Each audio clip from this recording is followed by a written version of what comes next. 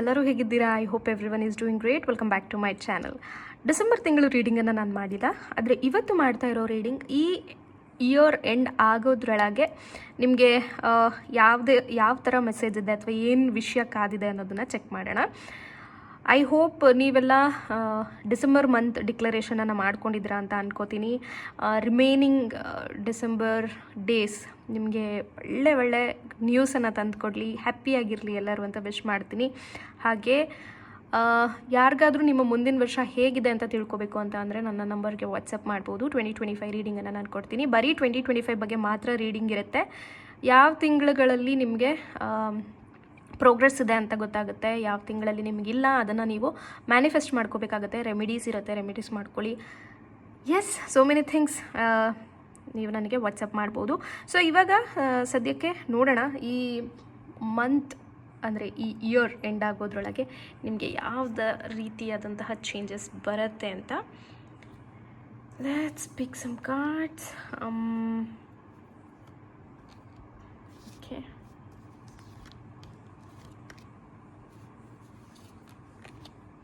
Okay, ಇದೂ ಅದಷ್ಟು ಕದೆ ಬಂದಿದೆ. ಸೊ ನೋಡೋಣ ಏನಿದೆ ಕಾರ್ಡ್ಸಲ್ಲಿ. And bottom of the deck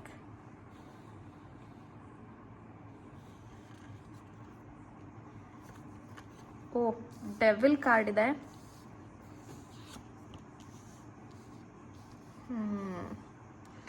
ನನಗನ್ಸುತ್ತೆ too much of negative thoughts ಓಡ್ತಾ ಇದೆ ಅನಿಸುತ್ತೆ. ನಿಮಗೆ ಬ್ಯಾಲೆನ್ಸ್ ಮಾಡೋಕ್ಕಾಗ್ತಾ ಇಲ್ಲ ಲೈಫನ್ನು ಅನಿಸ್ತಾ ಇದೆ.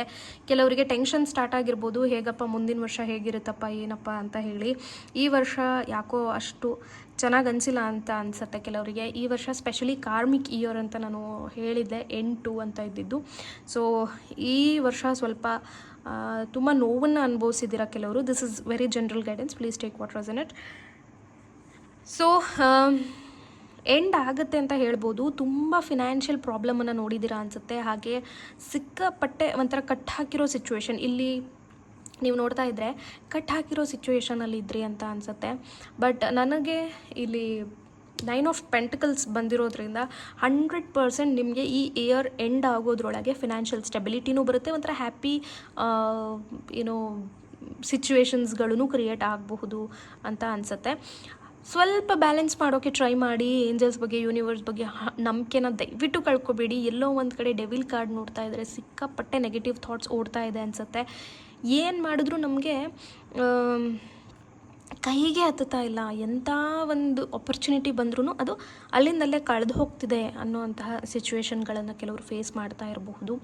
ಬಟ್ ನಾನು ಹೇಳೋದು ಸ್ವಲ್ಪ ಪೇಷನ್ಸಿಂದ ಇರಿ, ಸ್ವಲ್ಪ ಪೇಷನ್ಸಿಂದ ಇರಿ. ನಿಮ್ಮ ಒಂದು ಗುರಿನ ಮುಟ್ಟೋದಕ್ಕೆ ನೀವು ತುಂಬ ನಿಯರ್ ಬೈ ಆಗಿದ್ದೀರಾ. ಈ ಒಂದು ಇಮೇಜನ್ನು ನೋಡ್ತಾ ಇದ್ದರೆ ನಿಮಗೆ ಒಂದು ಸಿಚುವೇಶನನ್ನು ಹೇಳ್ತೀನಿ. ಕೆಲವರು ಇನ್ಸ್ಟಾಗ್ರಾಮ್ ಅಥವಾ ಫೇಸ್ಬುಕ್ ಪೋಸ್ಟ್ಗಳಲ್ಲಿ ನೋಡಿರ್ಬೋದು, ಒಬ್ಬ ಒಂದು ಗುಂಡಿನ ಅಗಿತಾ ಹೋಗ್ತಾ ಇರ್ತಾನೆ. ಇನ್ನೊಂದು ಸ್ವಲ್ಪ ಅಗದಿದ್ರೆ ಅವನಿಗೆ ಡೈಮಂಡ್ ಸಿಗುತ್ತೆ. ಬಟ್ ಅಯ್ಯೋ, ಇನ್ನು ಎಷ್ಟು ಹಗ್ಯೋದಪ್ಪ, ಇದನ್ನು ಎಷ್ಟು ಗುಂಡಿ ತೆಗೆದ್ರೂ ನನಗೇನು ಸಿಗಲ್ಲ ಅನಿಸುತ್ತೆ ಅಂತ ವಾಪಸ್ ಹೊರಟೋಗ್ಬಿಡ್ತಾನೆ. ಜಸ್ಟ್ ಇನ್ನು ಒಂದು ಸಲ ಅವನು ಅದನ್ನು ಅಗದಿದ್ರೂ ಕೂಡ ಅವನಿಗೆ ಡೈಮಂಡ್ಸ್ ಸಿಗ್ತಾಯಿತ್ತು. ಹಾಗೆ ನೀವು ಅಷ್ಟೇ ಸಿಕ್ಕಾಪಟ್ಟೆ ಕಷ್ಟಪಟ್ಟು ಗಿವ್ ಅಪ್ ಸಿಚುವೇಶನ್ಗೆ ಬಂದಿದ್ದೀರಾ ಅನಿಸುತ್ತೆ. ದಯವಿಟ್ಟು ಪೇಷನ್ಸಿಂದ ಇರಿ. ಎಷ್ಟೇ ಕಷ್ಟ ಆಗಲಿ ತಾಳ್ಮೆಯಿಂದ ಇರಿ. 100% ಇಲ್ಲಿ ನೋಡ್ಬೋದು ಟೆಂಪ್ರೆನ್ಸ್ ಇದೆ. ಸ್ವಲ್ಪ ಬ್ಯಾಲೆನ್ಸ್ ಮಾಡೋದಕ್ಕೆ ಟ್ರೈ ಮಾಡಿ. ಸ್ವಲ್ಪ ನಿಮ್ಮ ಮೂಡ್ ಸ್ವಿಂಗ್ಸ್ಗಳನ್ನು ಕಂಟ್ರೋಲಿಗೆ ತೊಗೊಂಡು ಬನ್ನಿ. ಮೆಡಿಟೇಷನ್ ಮಾಡಿ, ಧ್ಯಾನ ಮಾಡಿ. ಹಾಗೆ ನಾನು ನನ್ನ ವಾಟ್ಸಪ್ ಸ್ಟೇಟಸಲ್ಲಿ ಮತ್ತು ನಂದು ವಾಟ್ಸಪ್ ಚಾನಲಲ್ಲಿ ಕೂಡ ನಾನು ಪೋಸ್ಟ್ ಮಾಡಿದ್ದೆ. ಈಗಿಂದನೇ ನ್ಯೂ ಇಯರ್ ಪ್ರಿಪರೇಷನ್ಗಳನ್ನು ಸ್ಟಾರ್ಟ್ ಮಾಡ್ಕೊಳ್ಳಿ. ನಿಮಗೆ ಈ ವರ್ಷ ಯಾವ ವಿಚಾರಗಳಲ್ಲಿ ನೆಗೆಟಿವ್ ಥಾಟ್ಸ್ ಬರ್ತಾ ಇತ್ತು ಅದನ್ನೆಲ್ಲ ಲಿಸ್ಟ್ ಡೌನ್ ಮಾಡ್ಕೊಳ್ಳಿ. ಮುಂದಿನ ವರ್ಷಕ್ಕೆ ಏನನ್ನು ಮ್ಯಾನಿಫೆಸ್ಟ್ ಮಾಡ್ಕೋಬೇಕು ಅಂತ ಇದ್ದೀರಾ ಅದನ್ನು ಬರೆದಿಟ್ಕೊಳ್ಳಿ.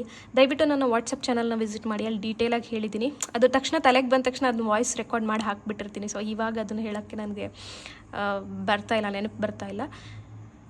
ಹಾಗೆ ನಿಮ್ಮ ಮುಂದಿನ ವರ್ಷನ ಇವಾಗಿಂದನೇ ಪ್ರಿಪ್ರೇಷನ್ ಸ್ಟಾರ್ಟ್ ಮಾಡ್ಕೊಳ್ಳಿ. ಸೊ 31ನೇ ತಾರೀಕಿಗೆ ನೀವು ಕಂಪ್ಲೀಟ್ ಪಾಸಿಟಿವ್ ಆಗಿ ಇರೋದಕ್ಕೆ ಹೆಲ್ಪ್ ಮಾಡುತ್ತೆ. ಹಾಗೆ ಈ ವರ್ಷದ ಕೊನೆಯಲ್ಲಿ ನನಗಂತೂ ನಿಮ್ಮಲ್ಲಿ ಒಂದು ಒಳ್ಳೆ ಚೇಂಜಸ್ ಅಂತೂ ಕಾಣಿಸುತ್ತೆ ಅಂತ ಅನ್ನಿಸ್ತಾ ಇದೆ. ಯಾರೆಲ್ಲ ನೆಗೆಟಿವ್ ಥಾಟ್ಸ್ ಬರ್ತಾ ಇದೆ ದಯವಿಟ್ಟು ಮೆಡಿಟೇಷನನ್ನು ಮಾಡಿ. ಹರೇ ಕೃಷ್ಣ ಅಂತ ಯಾವಾಗಲೂ ಕೃಷ್ಣನ ಜಪ ಮಾಡ್ತಾ ಇರಿ. 100% ನೀವು ಪಾಸಿಟಿವಿಟಿ ಕಡೆ ಬರ್ತೀರಾ. ಆ್ಯಂಡ್ ಜಾಸ್ತಿ ಏಂಜಲ್ಸನ್ನು ಪ್ರೇ ಮಾಡ್ಕೊಳ್ಳಿ. ಏಂಜಲ್ ನಂಬರ್ಸ್ ಕಾಣ್ತಾ ಇದ್ದರೆ ಏನೂ ಎಕ್ಸ್ಪೆಕ್ಟ್ ಮಾಡಿಬಿಡಿ, ಜಸ್ಟ್ ಥ್ಯಾಂಕ್ ಯು ಹೇಳಿ. ಥ್ಯಾಂಕ್ ಯು ಇಷ್ಟೇ. ಗ್ರ್ಯಾಟಿಟ್ಯೂಡ್ ತೋರಿಸಿ. ನಿಮ್ಮ ಲೈಫಲ್ಲಿ ಸ್ಟೆಬಿಲಿಟಿ ದೂರ ಇಲ್ಲ, ದಯವಿಟ್ಟು ಗಿವ್ ಅಪ್ ಮಾಡಬೇಡಿ. ಅದು ನನಗೆ ಗಿವ್ ಅಪ್ ಅನ್ನೋ ವರ್ಡ್ ತುಂಬಾ ಅನಿಸ್ತಾ ಇದೆ, ಬಿಕಾಸ್ ಡೆವಿಲ್ ಮತ್ತು 8 ಆಫ್ ಸ್ವಾಟ್ಸ್ ನೋಡ್ತಾ ಇರೋದ್ರಿಂದ ತುಂಬ ಅನಿಸ್ತಾ ಇದೆ. ಬಿಟ್ಟಾಕ್ಬಿಡೋಣ ಸಾಕು.